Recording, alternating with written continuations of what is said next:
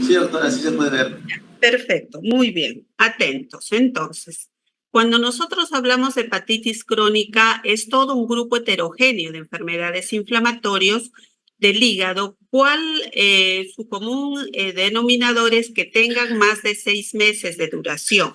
Esto está caracterizado porque hay una lesión necroinflamatoria y puede ser que sea un paciente asintomático hasta que debuten con una insuficiencia hepática y consecuentemente fallezca. Etiológicamente tenemos nosotros las causas virales, que es la hepatitis crónica por virus B, por virus D, por virus C. Recuerden ustedes que la A nunca va a la cronicidad. Tenemos también causas autoinmunes como las hepatitis crónicas autoinmunes, por drogas, las hepatitis crónicas por fármacos. Acá se suspende el fármaco que está produciendo para darle un mejor chance de mejoría en nuestro hígado, y también secundaria enfermedades metabólicas como la fibrosis quística, deficiencia de alfa-1 antitripsina o enfermedad de Wilson, que por suerte no son muy frecuentes, ¿no? Recién esta semana pasada he tenido, después de tantos años, una paciente con deficiencia de alfa-1 antitripsina. Bien, entonces tenemos que nosotros tener bien en claro que en estos casos necesitamos nosotros conocer la actividad histológica. Y esto es para monitorear la respuesta a las terapias que vamos a iniciar en estos pacientes con hepatitis crónica, y estimula también la creación de un sistema de puntuación de la actividad necroinflamatoria y de la fibrosis, conocido como índice de actividad histológica.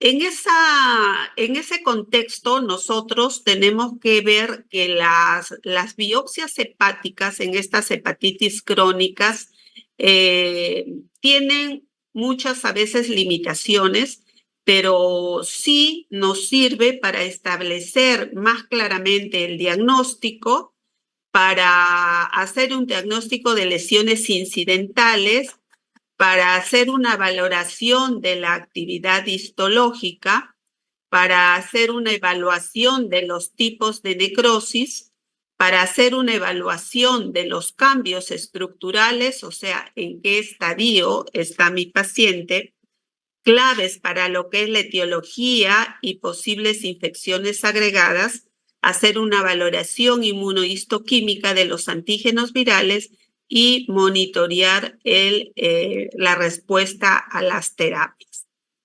Para todo esto es adecuado una biopsia hepática. Y mencionábamos nosotros la actividad necroinflamatoria portal y lobular. Es grado 0, si nos reportan como grado 0 es que en la biopsia han encontrado solo una inflamación portal mínima o ausente.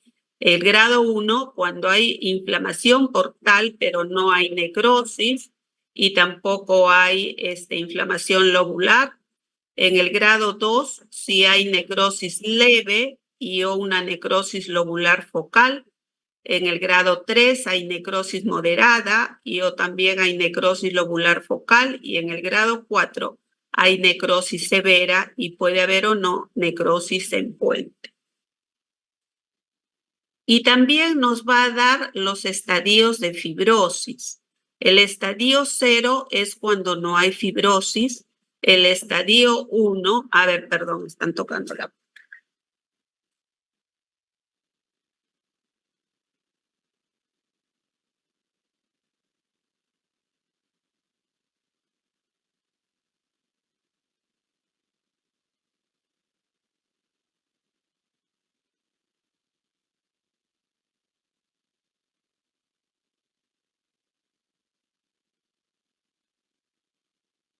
Disculpe. El estadio 2, como mencionábamos, hay fibrosis periportal, pero hay conservación de la estructura. En el 3 hay fibrosis septal en puentes y en el 4 ya es un estadio de cirrosis.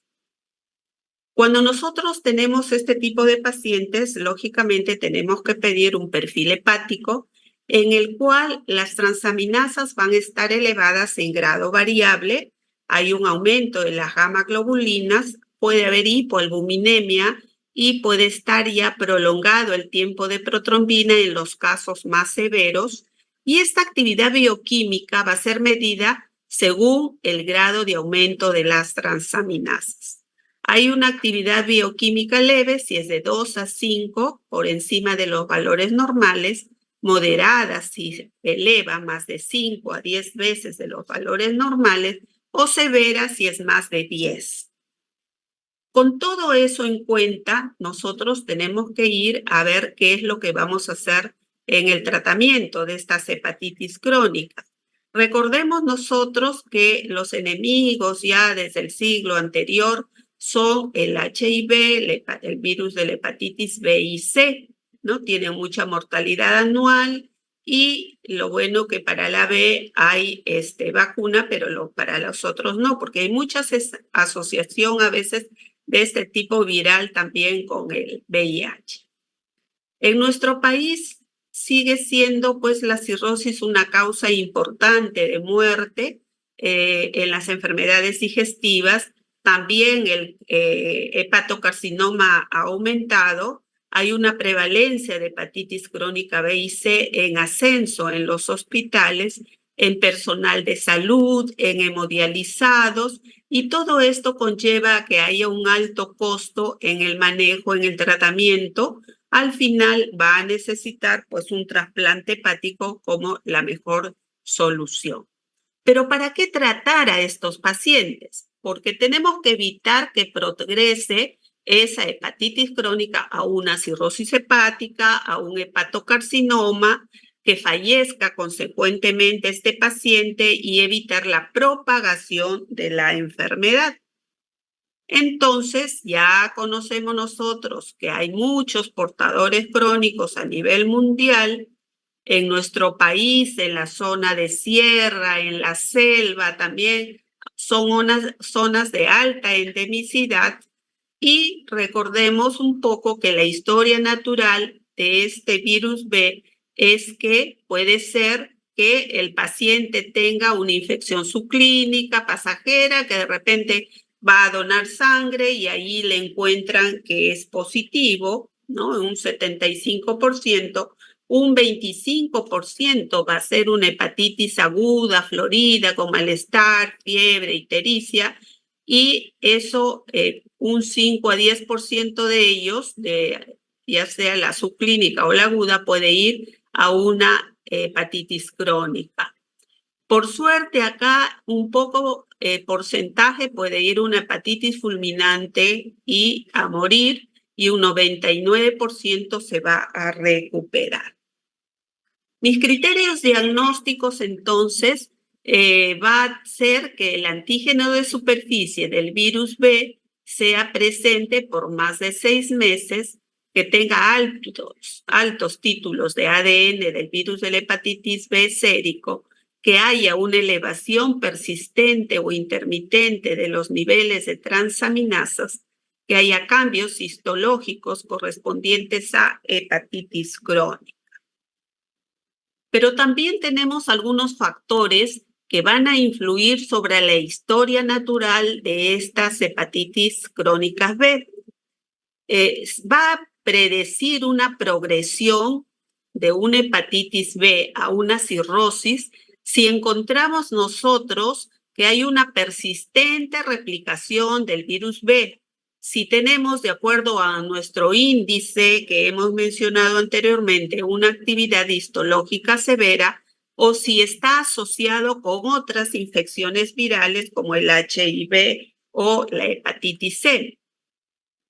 Pero también van a haber algunos factores que van a contribuir a la progresión de este paciente que tiene ya su hepatitis B a un hepatocarcinoma.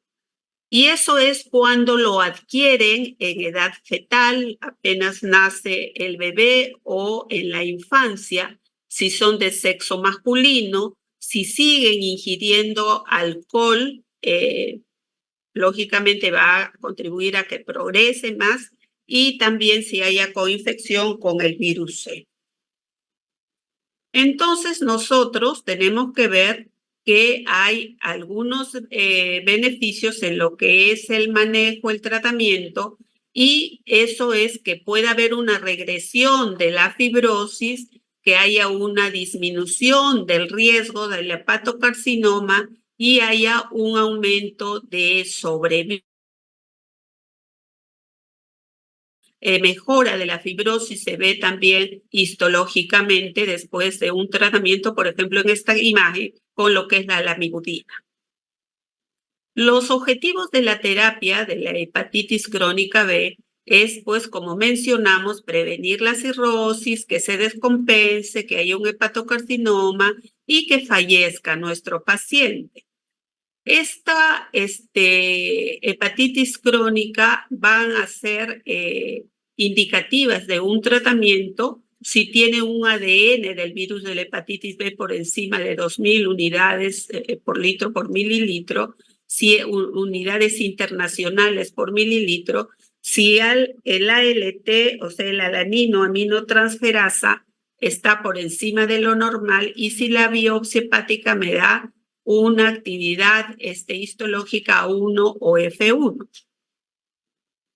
También tenemos que ver en estos pacientes que no haya evidencia de cirrosis y aquellos que ya haya una evidencia de cirrosis. Y tenemos que ver que tengan pues el DNA del virus de la hepatitis B por encima de 2.000 unidades internacionales por mililitro o que el alanino aminotransferasa esté elevada o el metavir, o sea, el índice que hemos mencionado, sea un A2 o un F2, ¿no? La biopsia es recomendada, pero no es obligatoria. Y si ya mi paciente tiene cirrosis, tengo que ver si el DNA del virus de la hepatitis B es detectable independientemente de la carga viral o de las alteraciones en la ALT. Bien, entonces, ya desde hace muchos años, el primer manejo fue con los interferones, el interferón simple o convencional, pero por los efectos adversos se lo unió con una molécula de polietilenglicol y se formó el interferón pegilado, ¿no? Entonces, estos interferones, lo bueno es que no hay resistencia para ellos, pero sí se ha visto resistencia ya a los 5 análogos nucleósidos, que tenemos los nucleósidos como la lamivudina, el entecavir, la telvibudina y los nucleótidos.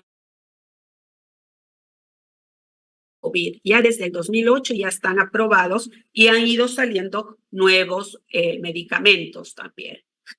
Las ventajas de los interferones es que no hay resistencia, eso es lo más importante. Sin embargo, lo que no es bueno es que son por vía inyectable, tiene muchos efectos adversos y es muy difícil el manejo en pacientes cirróticos o que tengan un grado de Child-Pugh B o C. Y en los nucleótidos tenemos que se da por vía oral, tiene pocos efectos adversos y puede ser usados en Child-Pugh B o C. Lo malo es que es un tratamiento indefinido, se tiene que monitorear al paciente para ver en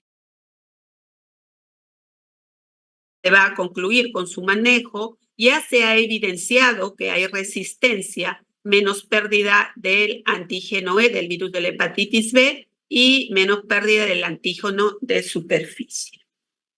Entonces, para dar mi tratamiento antiviral de este virus de la hepatitis B, yo tengo que ponerme unas metas, que es primero la pérdida del antígeno de superficie con una aparición sostenida del anti-HBs, es la meta ideal. Pacientes que tienen el antígeno E positivo, hay una seroconversión, que haya una seroconversión del mismo es una meta satisfactoria. y en pacientes que tengan este antígeno E también positivo, que aún no experimenten pérdida del antígeno de superficie, y en pacientes con el antígeno E negativo. Entonces, lo ideal en el tratamiento es mantener el ADN viral indetectable, ¿no? Y hasta un año después de haber finalizado el interferón pegilado.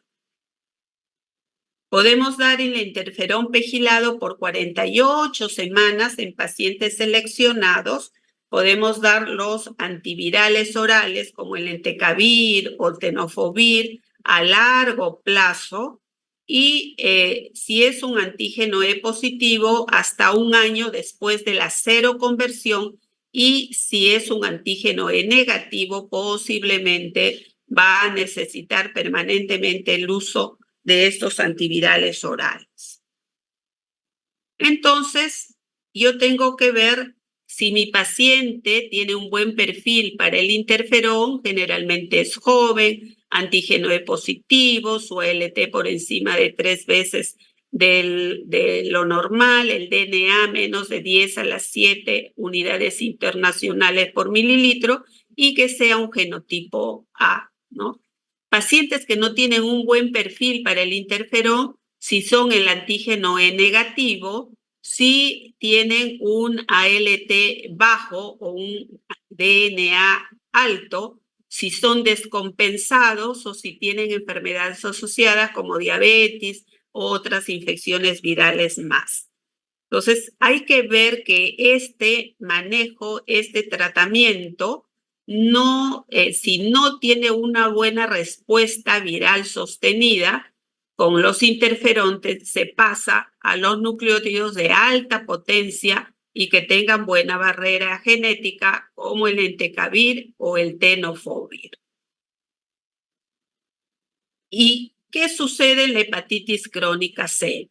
Ya sabemos que hay muchos portadores en el mundo. Sudamérica es uno de los más importantes, ¿no? Y hay mucha prevalencia a nivel mundial. Y acá, a diferencia del virus de la hepatitis C, un 85% va a ir a una infección crónica y solo un 15% va a tener una remisión espontánea. Y el 20% de ellos va a ir a una cirrosis, se van a descompensar, al hepatocarcinoma, y consecuentemente van a fallecer. Para hacer mi diagnóstico tengo que tener la presencia del anti-HBC positivo, determinar la carga viral por el método de la reacción en cadena de la polimerasa, el PCR, que haya una elevación de la TGP 1.5 veces el valor normal como mínimo en 3 oportunidades durante un periodo de 6 meses. La biopsia hepática, como mencionábamos al inicio, con el objetivo de determinar el grado de inflamación y el estadio de la fibrosis. Acá también vamos a tener factores que influyen en la progresión. Si es de sexo masculino, si ha tenido una infección a edad temprana, si ingiere, es alcohólico, si tiene un estado inmunológico venido a menos, o si tiene coinfección con el virus de la hepatitis B y el VIH.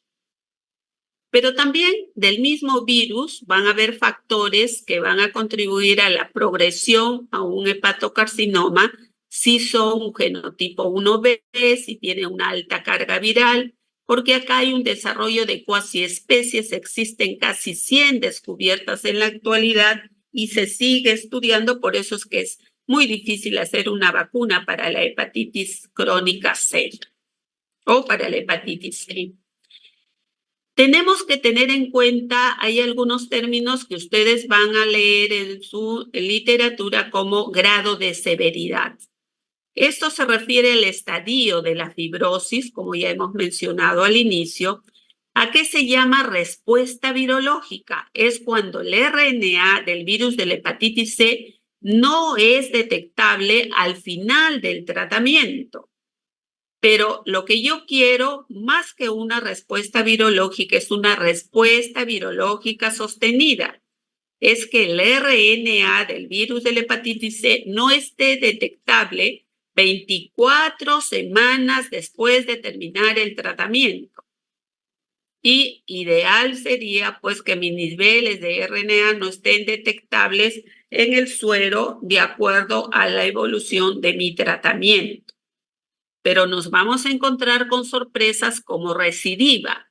¿Y a qué se refiere? Cuando el RNA del virus de la hepatitis C no es detectable al final del tratamiento, pero sí nuevamente se lo detecta dentro de los 6 meses posteriores. No hay buena respuesta si es que encontramos un RNA del virus de la hepatitis C detectable al final de tratamiento. Hay que hacer una terapia de mantenimiento. Los objetivos son para que haya una lenta progresión de la enfermedad para prevenir la aparición del hepatocelular. Entonces, lo que nosotros queremos y sería lo ideal es que haya una respuesta viral sostenida. Pero, ¿qué factores me van a predecir si es que va a haber una buena respuesta o no al tratamiento?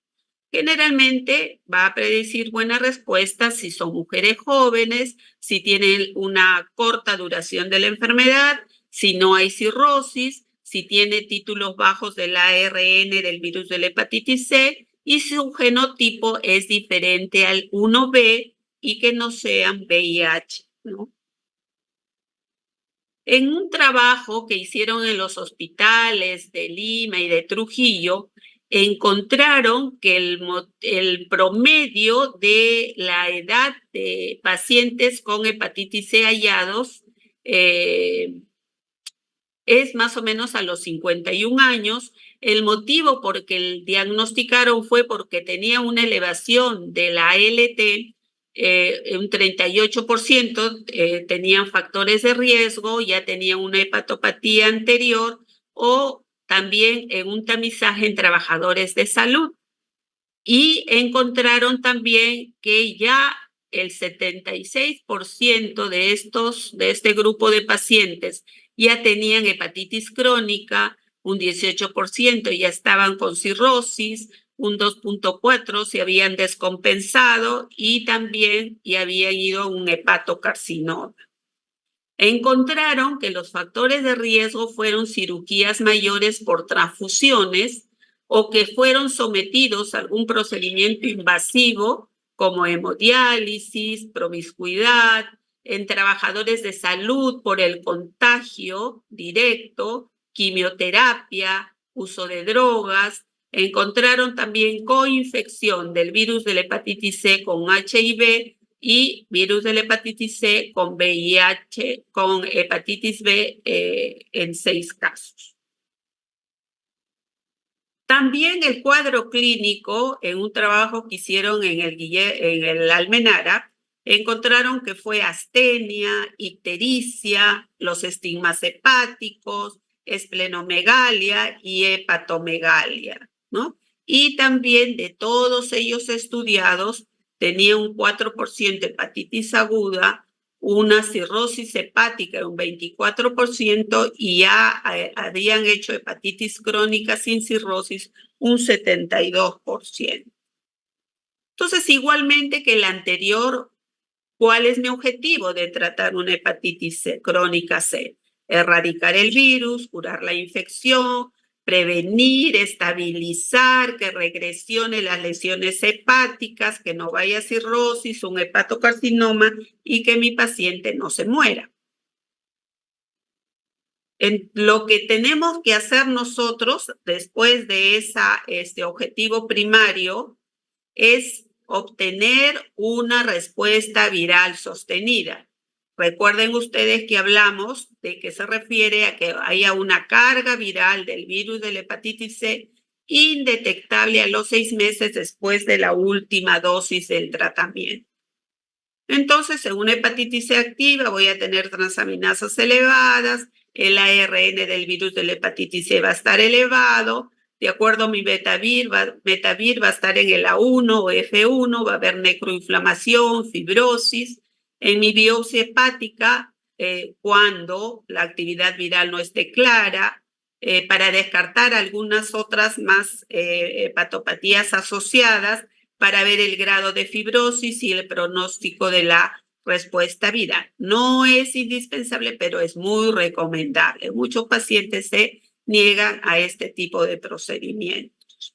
En el Almenara, en un trabajo, encontraron que un 58% de los pacientes con tratamiento alcanzaron una buena respuesta viral sostenida, un 42% no sucedió, suspendieron el tratamiento un 11% porque no hubo una buena respuesta o por problemas administrativos, abandonaron el tratamiento un 4% y se perdieron otro 4%.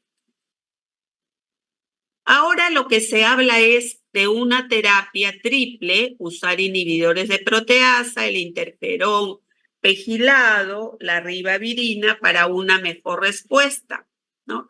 Y para eso tenemos nosotros para tratar, para ver a quiénes tratamos, a quiénes no, hacer nuestras pruebas diagnósticas, el ALT, el AST, los anticuerpos del virus de la hepatitis C, como está el RNA del virus de la hepatitis C, mi hemograma completo, donde esté mi hemoglobina, creatinina, glucosa, TSH, pruebas de descarte de hepatitis B y de SIDA. Y para decidir el tratamiento tengo que tener ya los resultados de mi RNA del virus de la hepatitis C, cómo está el genotipo viral, si hay poliformismo y L28B y la fibrosis, si está en un F2 y si es un fibrotest también o el fibroscan 7.6 kilopascales. Tenemos nosotros medicamentos como el Telaprevir, que se da cada 8 horas, el Boceprevir cada 7 a 9 horas con comida, que también son medicamentos muy caros, pero que tienen una buena respuesta. Y podemos encontrar también factores predictivos para complicaciones severas si mi paciente tiene plaquetas por debajo de 100.000 o su albúmina sérica está por debajo de 3.5. Estos inhibidores de proteasa también tienen efectos adversos que hay que monitorear a nuestro paciente porque producen anemia, neutropenia, trombocitopenia, un rash, prurito anal, que son tolerables, y se habla mucho de las terapias, pues como les decía, triples. No es necesario que se aprendan todos estos medicamentos, estos nombres, pero sí que tengan en cuenta la gran variedad que hay ya en el mercado. Y antes de la pandemia se presumía que para el 2025 ya se iba a erradicar esta infección, pero esto se ha visto retrasado. Muy bien. Conclusiones: la hepatitis viral B y C son un problema de salud pública. Hay que tener una prevención que debe ser muy efectiva. El virus de la hepatitis C para el genotipo 1, la terapia antiviral de primera elección es la triple con el tenoprovir y el sofosbuvir, ¿no? Con la esperanza para que nuestros pacientes no respondedores tengan una mejor respuesta. Lo ideal para evitar llegar a esto es la prevención, ¿no? Siempre el cuidado en las relaciones sexuales para evitar esos contagios. Si somos personal de salud, evitar pues el contacto directo con secreciones de pacientes sospechosos, verlos a todos los pacientes como si fueran infecciosos para tener nosotros el mayor cuidado. ¿Ok? ¿Alguna pregunta?